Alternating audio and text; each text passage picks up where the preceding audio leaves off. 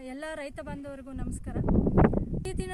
ಇತ್ತೀಚಿನ ದಿನಗಳಲ್ಲಿ ಅತಿಯಾದ ರಸಗೊಬ್ಬರ ಮತ್ತು ಕೀಟನಾಶಕಗಳ ಬಳಸೋದ್ರಿಂದ ನಮ್ಮ ಮಣ್ಣಿನಲ್ಲಿ ಫಲವತ್ತತೆ ಪೂರ್ತಿಯಾಗಿ ಕಡಿಮೆ ಆಗಿದೆ ಮತ್ತು ವಾತಾವರಣವೂ ಕಲುಷಿತವಾಗಿದೆ. ಸೊ ಇದಕ್ಕೆ ನಾವು ಪರ್ಯಾಯವಾಗಿ ಏನು ಮಾಡಬೇಕು? ಮುಂಚೆ ಎಲ್ಲ ಜಾಸ್ತಿಯಾದ ರಸಗೊಬ್ಬರ ಮತ್ತು ಕೀಟನಾಶಕಗಳ ಬಳಕೆ ಕಡಿಮೆ ಇತ್ತು. ಆಗ ಮಣ್ಣಿನಲ್ಲೇ ನಮಗೆ ಬೇಕಾದಂತಹ ಪೋಷಕಾಂಶಗಳು ಸಸ್ಯಗಳಿಗೆ ಸಿಗ್ತಾಯಿತ್ತು. ಆದರೆ ಈಗ ಶಿಫಾರಸ್ಸಿಗಿಂತ ಜಾಸ್ತಿ ಬಳಕೆ ಮಾಡೋದ್ರಿಂದ ಮಣ್ಣಿನ ಗುಣಧರ್ಮ ಪ್ರತಿ ವರ್ಷ ಕ್ಷೀಣಿಸ್ತಾನೆ ಬರ್ತಾ ಇದೆ. ಇದಕ್ಕಾಗಿ ನಾವು ಸಾವಯವ ಅಂಶವನ್ನು ಮತ್ತು ಪದಾರ್ಥವನ್ನು ನಾವು ಮಣ್ಣಿಗೆ ತುಂಬಲೇಬೇಕಾಗಿದೆ. ಇದರಿಂದ ನಮಗೆ ಮಣ್ಣಲ್ಲಿ ಸಿಗ್ತಕ್ಕಂಥ ಪೋಷಕಾಂಶಗಳು ನಮ್ಮ ಬೆಳೆಗಳಿಗೆ ಸಿಗ್ತದೆ. ಸೊ ನಾವು ಸಾವಯವ ಅಥವಾ ಸಾವಯವ ಪದಾರ್ಥವನ್ನು ಮಣ್ಣಿಗೆ ಸೇರಿಸೋದಕ್ಕೆ ನಮಗೆ ಈಗ ಸಾವಯವ ಗೊಬ್ಬರಗಳಾದ ಕೊಟ್ಟಿಗೆ ಗೊಬ್ಬರ ಮತ್ತು ಎರೆಹುಳ ಗೊಬ್ಬರಗಳ ಅವಶ್ಯಕತೆ ಇದೆ.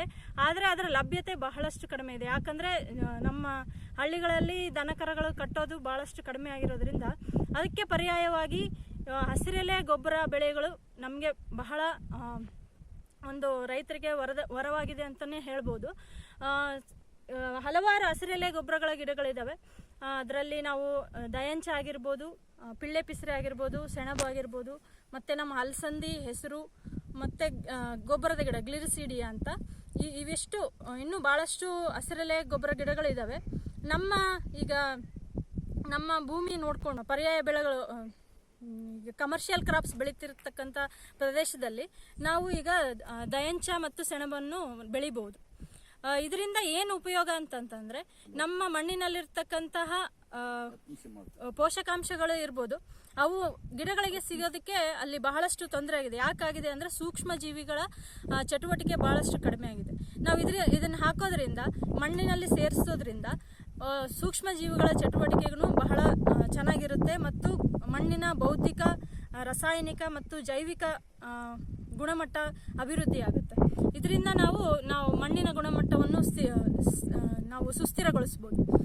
ನೀವು ಇಲ್ಲಿ ನೋಡ್ಬೋದು,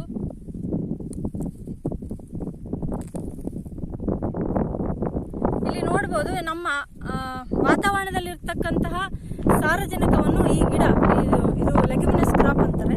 ಇಲ್ಲಿ ಗಂಟುಗಳ ಥರ ಕಾಣಿಸುತ್ತೆ. ಈ ಗಂಟುಗಳಲ್ಲಿ ವಾತಾವರಣದಲ್ಲಿರ್ತಕ್ಕಂಥ ಸಾರಜನಕವನ್ನು ಇದು ಸ್ಥಿರಗೊಳಿಸುತ್ತೆ. ಸೊ ಇದರಿಂದ ಏನಾಗುತ್ತೆ ಅಂದರೆ ನಾವು ಸಾರಜನಕದ ರಾಸಾಯನಿಕ ಸಾರಜನಕ, ಈಗ ಯೂರಿಯಾ ಆಗಿರ್ಬೋದು, ಅದನ್ನು ಬಳಸೋ ಪ್ರಮಾಣನೂ ನಾವು ಕಡಿಮೆ ಮಾಡ್ಬೋದು. ಇದರ ಜೊತೆಗೆ ನಾವು ಇದನ್ನು ಮಣ್ಣಿಗೆ ಸೇರಿಸಿದಾಗ ಇದು ಆಮ್ಲವನ್ನು ಬಿಡುಗಡೆ ಮಾಡುತ್ತೆ. ಆ ಆಮ್ಲ ಬಿಡುಗಡೆ ಮಾಡೋದ್ರಿಂದ ಮಣ್ಣಲ್ಲಿರ್ತಕ್ಕಂತಹ ಕಳೆ ಬೀಜಗಳು ಮತ್ತು ಕೆಲವೊಂದು ರೋಗಾಣುಗಳು ಸತ್ತು ಹೋಗ್ತವೆ. ಇದರಿಂದ ನಾವೇನು ಮಾಡ್ಬೋದು, ಓವರಾಲ್ ಆಗಿ ಏನು ನೋಡ್ಬೋದು ಅಂತಂದರೆ, ಇದರಿಂದ ನಾವು ಕಡಿಮೆ ಖರ್ಚಲ್ಲಿ, ಅಂದರೆ ಈಗಿನ ದಿನಗಳಲ್ಲಿ ವ್ಯವಸಾಯ ಮಾಡೋದು ಭಾಳಷ್ಟು ದುಬಾರಿಯಾಗಿದೆ. ಅದನ್ನು ನಾವು ಖರ್ಚು ಕಡಿಮೆ ಮಾಡ್ಬೋದು, ರಾಸಾಯನಿಕಗಳನ್ನು ಕಡಿಮೆ ಬಳಸ್ಬೋದು. ಇದು ಮಣ್ಣಿಗೆ ಒಂದು ಒಳ್ಳೆಯ ಪೌಷ್ಟಿಕ ಆಹಾರನೇ ಅಂತ ಹೇಳ್ಬೋದು. ನಾವು ಇವತ್ತು ಬಳ್ಳಾರಿ ಜಿಲ್ಲೆಯ ಬಳ್ಳಾರಿ ತಾಲೂಕಿನ ಮೋಕ ಹೋಬಳಿಯ ಎಂ ಗೋನಾಳ್ ಗ್ರಾಮದ ಗಿರಿಮಲ್ಲಪ್ಪ ಅವರ ಹೊಲದಲ್ಲಿದ್ದೀವಿ. ಬನ್ನಿ. ಸೊ ನೀವು ಎಷ್ಟು ವರ್ಷದಿಂದ ಈ ಹಸಿರೆಲೆ 3 ವರ್ಷ ಆಯ್ತು ಮೇಡಮ್. 3 ವರ್ಷ ಬೆಳೆಸ್ಕೊಂತ ಬಂದೀವಿ.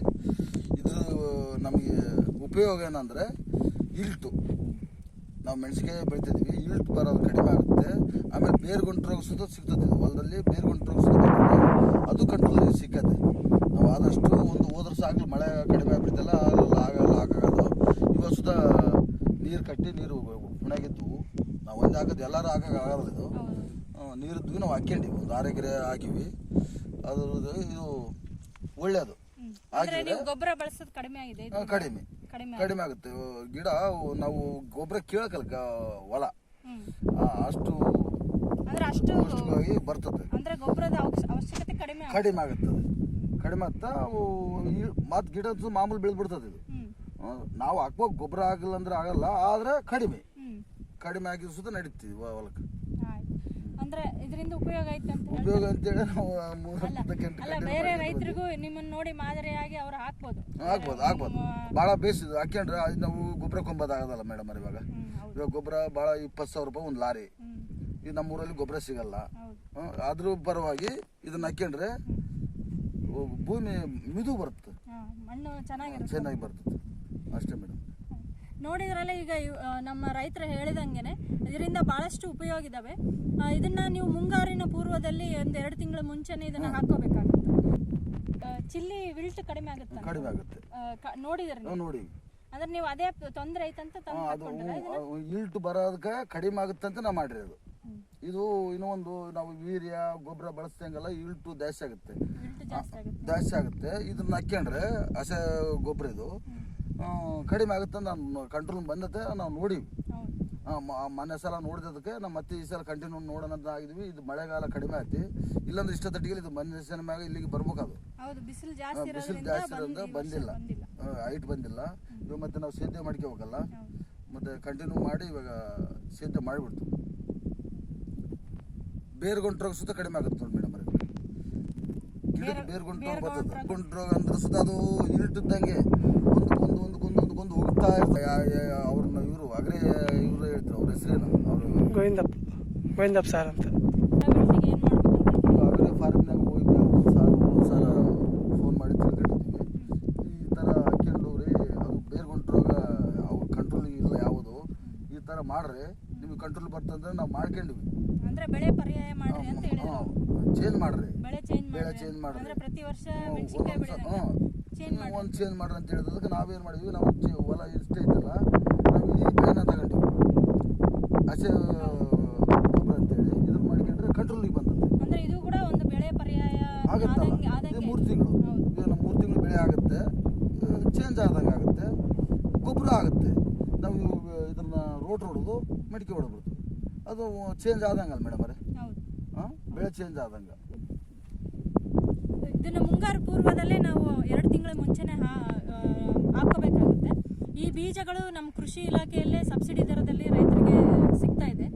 ಇದನ್ನ 40-45 ದಿನ ಬಂದಾಗ ಹೂ ಬಿಡೋದಕ್ಕಿಂತ ಮುಂಚೆನೆ, ಹೂ ಆಡೋದಕ್ಕಿಂತ ಮುಂಚೆನೆ ಇದನ್ನ ನಾವು ಮಣ್ಣಲ್ಲಿ ಸೇರಿಸ್ಬೇಕು. ಮತ್ತೆ ಒಂದು ವೇಳೆ ಹೂವಾಗಿ ಕಾಯಿ ಆದರೆ ಅದು ಮತ್ತೆ ನೆಕ್ಸ್ಟ್ ಬೆಳೆಗೆ ತೊಂದರೆ ಆಗುತ್ತೆ. 40-45 ದಿನದಲ್ಲಿ ಇದನ್ನ ನಾವು ಮಣ್ಣಿಗೆ ಸೇರಿಸ್ಬೇಕಾಗುತ್ತೆ. ಸೊ ನಮ್ಮ ರೈತರು ಹೇಳಿದಂಗೆ ಎಲ್ಲ ರೈತ ಬಾಂಧವರು ಇದರ ಮಹತ್ವ ತಿಳ್ಕೊಳ್ರಿ. ಹಸಿರೆಲೆ ಗೊಬ್ಬರ ನೀವೇನು ಕೊಟ್ಟಿಗೆ ಗೊಬ್ಬರ ಸಿಕ್ಕಿಲ್ಲ ಅಂತ ಅಂದ ತಕ್ಷಣ ನಾವು ಯಾವುದೇ ಸಾವಯವ ಪದಾರ್ಥ ಸೇರಿಸ್ದಂಗೆ ಹಂಗೆ ಬಿಡೋಕ್ಕಾಗಲ್ಲ, ಕೊಡ್ತೀವಿ. ನಮ್ಮ ಭೂಮಿಗೂ ಅದೇ ಥರ ಕೊಡಬೇಕು. ಈ ಹಸಿರೆಲೆ ಗೊಬ್ಬರವನ್ನು ಬಳಸ್ಕೊಂಡು ಕೃಷಿಯಲ್ಲಿ ಕಡಿಮೆ ಖರ್ಚಲ್ಲಿ ಉತ್ತಮ ಇಳುವರಿಯನ್ನು ಪಡೆದುಕೊಳ್ಬೇಕಂತ ಎಲ್ಲ ರೈತ ಬಾಂಧವರಲ್ಲಿ ವಿನಂತಿಸುತ್ತಾ ಈ ಮಾಹಿತಿಯನ್ನು ಆದಷ್ಟು ಹೆಚ್ಚು ರೈತರಿಗೆ ಶೇರ್ ಮಾಡಬೇಕಂತ ಕೇಳ್ಕೊಳ್ತೇವೆ.